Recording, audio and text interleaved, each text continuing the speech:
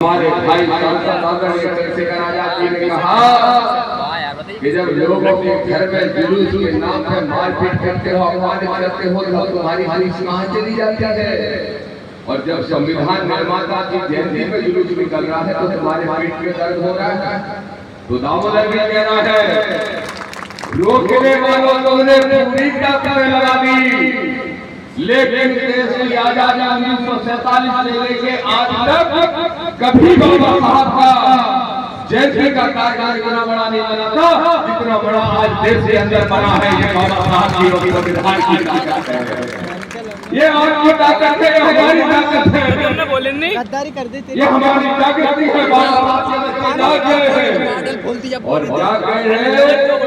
जब बाबा साहब के बच्चे जाग गए हैं तो संविधान विरोधी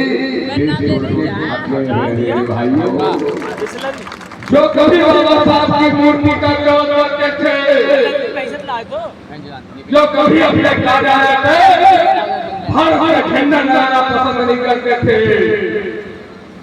जो पर्ची निकाल के ठट्टी बांटते थे, जानते हो कौन? जोर से बोलो, क्या नाम है उसका? वीरेंद्र शास्त्री। 28 साल का लड़का, जानते हो? बोलना जोर से। वीरेंद्र शास्त्री, वीरेंद्र शास्त्री। नाम भी नहीं मालूम है। तो दो तस्वीरें देख के मुझे बड़ा, पहली तस्वीर देश के प्रधानमंत्री आदरणीय नरेंद्र मोदी जी सबसे पहले मेरी सोशल मीडिया में फीड दिखाई कि देखो भाई साहब, मोदी जी बाबा साहब के चरणों में बैठे थे और बिल्कुल वैसे ही प्रार्थना कर रहे हैं। इतनी ने अयोध्या के मंदिर में जाकर प्रार्थना नहीं की, इसलिए बाबा साहब के चरणों में बैठ। मुझे देख के बड़ी तसल्ली मिली, बड़ी तसल्ली मिली। उसके बाद दूसरी तस्वीर आती है, आपने सुना होगा, वो छतरपुर का 28 साल का नौजवान लड़का जो पर्चियां निकाल के हमारे लोगों को मूर्ख बनाता था, जो कहता था कि देश में हिंदू राष्ट्र बनाऊंगा, हिंदू राष्ट्र बनाऊंगा। मैंने कहा वो बोले तुम्हें क्या दिक्कत है? मैंने कहा बाबा साहब ने संविधान लिखा है, उसके पहले पन्ने में प्रस्तावना में लिख दिया है कि भारत धर्मनिरपेक्ष राज्य है और धर्मनिरपेक्ष राज्य ही रहेगा। मैंने राजनीति को जिंदगी में सुप्रीम कोर्ट गया, वीरेंद्र शास्त्री बोला ऐसी सभा बुलाई हरियाणा में, मंच लगाई हरियाणा में बैठे थे और 28 साल का नौजवान लड़का वीरेंद्र शास्त्री बोला, क्या बोला? संजय दत्त का नंबर नहीं है तो हम फोन पे कहां से करते थे? बोले यार वीरेंद्र शास्त्री ने आपकी छठवीं बारी है, आप क्या कहोगे? मैंने कहा भाई पोल खोल ली, अरे जो दामोदर का नंबर पर्ची से नहीं निकाल सकता वो दूसरों का भविष्य पर्ची से बता सकता है। फिर मीडिया वाले उसके पास पहुंचे, बोले अगर आप भविष्य देख लेते तो उनका नंबर देख लो। लेकिन मैंने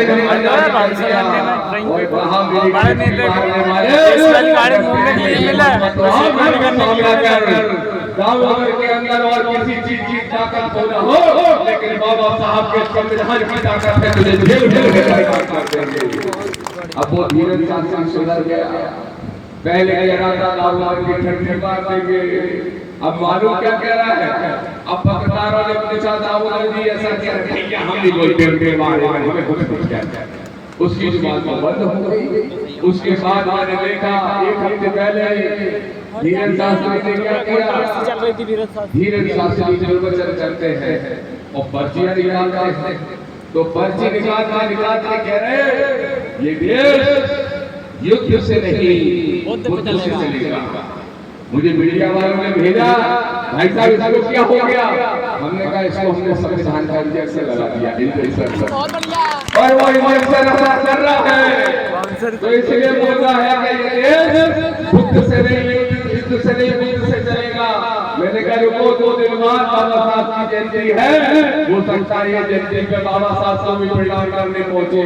जब 14 तारीख को सुबह जगा तो पहली फोटो आई जैसे प्रधानमंत्री की, वो बाबा साहब के सामने सदर रक्षा भी थे, और दूसरी फोटो आई धीरेन्द्र शाह की, धीरेन्द्र शाह भी बाबा साहब के सामने सदर रक्षा भी हो गया।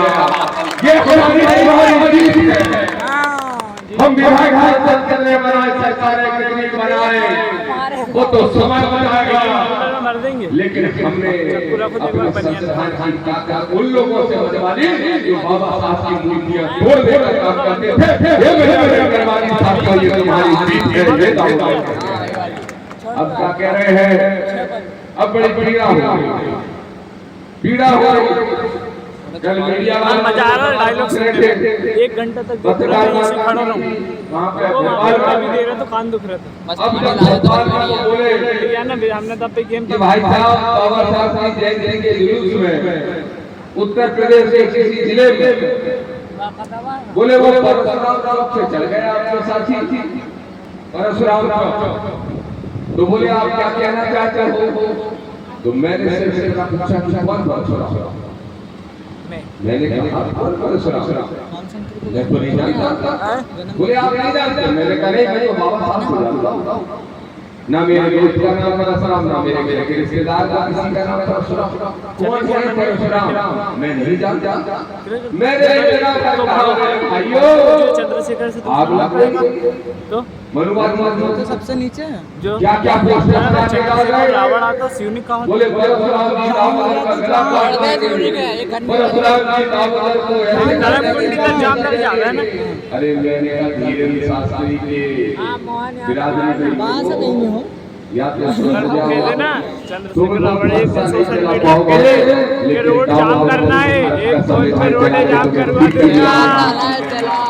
तो ये मैं कहना चाहता हूँ कि दामोदर को भी मुझे गालियां देना है, चलो गालियां दे उन्हें महात्मा फुले माता सावित्रीबाई फुले माता फातिमा सेठजी, गालियां दे उन्हें हमारे माई बाप बाबा साहब अम्बेडकर साहू जी महाराज प्यारी रामत स्वामी को, गालियां दे उन्हें ऐसा बोला अंदर में डोसा मारने वाला काट के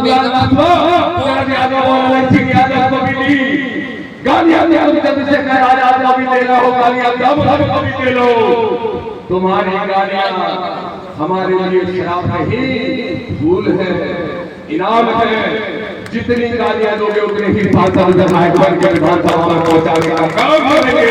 ये फैसले के लिए आया और कह रहे हैं, मैंने एक बात कह दी, हरदा में विरोध कर रहे थे कार्यकर्ता लोग, अब विरोध कर रहे थे। कौन सी सेना है मैं नहीं जानता, एक कपड़ों का कोई संगठन है, तो मैं नाम नहीं जानता क्योंकि वो नाम जानने लायक नहीं। 4 तरह की बातें कर रहे। मेरे भाइयों एक बात समझ लेना, इस देश में जब भी ये नारा लगे कि जात पात की करो विदाई, हिंदू हिंदू भाई भाई, तो नारा लगाने वाले जो हिंदू की भाई करके जात पात की विदाई करने का काम करते हैं, सबसे ज्यादा छुआछूत और जातिवाद वही फैलाने का काम करते हैं। तो जो जात पात की विदाई करने की बात कर रहे थे, हमारे मध्य प्रदेश के मुख्यमंत्री आदरणीय मोहन यादव ने क्या कहा? मोहन यादव ने गलती से कह दिया, और वो भी हमारे दबाव में कह दिया, नहीं तो मोहन यादव भी मनुवादी है, नरेंद्र मोदी भी मनुवादी है, और दामोदर यादव अम्बेडकरवादी है और जीवन भर रहेगा। तो जब हम लोगों ने दबाव बनाया तो मोहन यादव ने कह दिया कि पिछले वर्ग को 27% आरक्षण की। जब तक मोहन ने आरक्षण के समर्थन की बात नहीं की थी, तब तक ये लोग क्या कह रहे थे? मोहन यादव महाकाल की नगरी से आया, असली सनातनी कृष्ण वंशज है। लेकिन जैसे ही मोहन ने कहा कि लड़के की चोट को देंगे आरक्षण, तो यही क्या कहने लगे? मोहन यादव जाओ जाके अपनी ये मोहन यादव को जाति ये नरेंद्र मोदी बड़े कहते थे हिंदू सम्राट है, वो नरेंद्र मोदी ने अगर यूजीसी का नियम लागू कर दिया, हमारे बच्चे कॉलेज स्कूलों में पढ़ते हैं, अगर एक सुरक्षा कवच दे दी भाई चंद्रशेखर आजाद के दबाव में, तो मालूम क्या कह रहे हैं, नरेंद्र मोदी हिंदू नहीं है, बेली है, सबोरी है, इसको लाते मारो, इसको जूते मारो। अब बताओ मेरे भाइयों, जब ये सच्चाई सामने आई तो दामोदर ने भी कह दिया, जो लोग हल्ला में सीधे कह रहे थे आरक्षण से खत्म कर दो, हम सूरवीर कह रहे हैं, हम फलाने भी कह रहे हैं, हम युद्धवीर कह रहे हैं, तब मैंने कहा हल्ला में कि तुम कोई वीर नहीं हो, तुम तो शासन करने के लिए, राजा बनने के लिए दूसरों की गुलामी करते आए हो। और फिर आज दामोदर कह रहा है सिंधी मार्बा में खड़े होके क्या संजय दत्त देख उस कौन है साला अकबर का, संजय दत्त देखो अकबर के साले यादव नहीं है, गुर्जर नहीं है, दानी नहीं है, रावत नहीं है, मोदी नहीं है, खैबर नहीं है, साहू नहीं है, सैद नहीं है, मल्लाह नहीं है, कौन है, कौन है? ना जाटव है, ना हैवार है, ना बड़ाई है, ना जागड़ा है, ना वाल्मीकि है, ना गोली है, ना रजक है, ना बंसरार है। अगर उनका कोई साला है या अकबर किसी का जीजा है तो हमें बताने की जरूरत नहीं है किसका जीजा है। और जो अकबर का जीजा बनाते आए हो वो हमसे कह रहे हैं मैं जल्दी भी नहीं बोलने देंगे। अरे तुम्हारे दादी होगी अपने जो जल्दी बैठे ना फैला देते हमें रोक रोके, जल्दी बोल रहेंगे, जल्दी बोल जिएंगे, जल्दी बोल मरेंगे और देश के अंदर जल्दी लोगों को शासन लाने का काम करेंगे। दामोदर कहने के लिए आया है, इनके पास महापुरुष तक नहीं है, महापुरुष भी हमारे कर रहे हैं। अब जंग प्लान करिए जो